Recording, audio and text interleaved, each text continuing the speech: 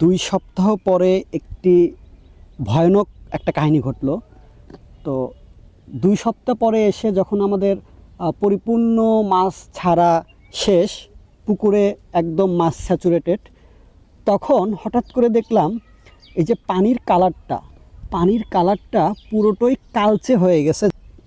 এই দুশ্চিন্তা থেকে যেটা করলাম যে আমি প্রথমে মৎস্য পরামর্শ কেন্দ্রে গেলাম, এরপরে পুরাতন কিছু চাষির সাথে পরামর্শ করলাম, করে যেটা জানতে পারলাম, যেহেতু আমাদের পুকুরে মাছের পরিমাণ একদম পরিপূর্ণ, তো এখন আমাদের প্রয়োজন নর্মাল যে আমরা অর্গানিক ফিডটা দেই এটার পাশাপাশি প্রচুর পরিমাণে ন্যাচারাল খাবারের যোগান দেওয়া।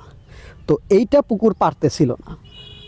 যেহেতু আমি বলেছিলাম যে আমাদের পুকুরে আমরা কোনো প্রকার কোনো হাইব্রিড জাতীয় কিছু দিব না, শুধু অর্গানিক খাবারই দিব।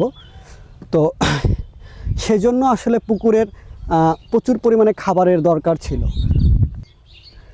এরপরে সবার থেকে পরামর্শ নিয়ে আমরা যেটা সিদ্ধান্ত নিলাম, পুকুরে আমাদের প্রোটিন জাতীয় এক ধরনের বুস্টার দিতে হবে, যেটাতে পুকুরে প্রোটিনের পরিমাণ বাড়বে এবং এই প্রোটিনটা ফাইটোপ্ল্যাঙ্কটন, জিওপ্ল্যাঙ্কটন লাইক যেগুলো অর্গানিক খাবার পুকুরের, সেগুলা বাড়াবে এবং মাছ তার পর্যাপ্ত খাবার পাবে এটার মাধ্যমে।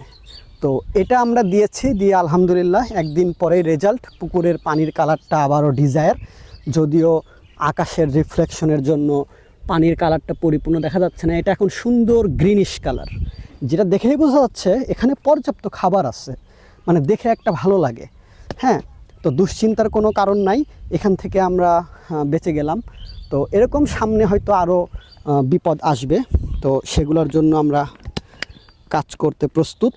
আমরা আমাদের অভিজ্ঞতা এবং সায়েন্টিফিক ব্যাখ্যা দিয়ে এগুলো সলভ করার ট্রাই করব। তো দেখা যাক কিছুদিন পরে, 1 সপ্তাহ পরে পানির পুকুরের এই কালারটা থাকে নাকি আবার চেঞ্জ হয়ে যায়। সো ধন্যবাদ।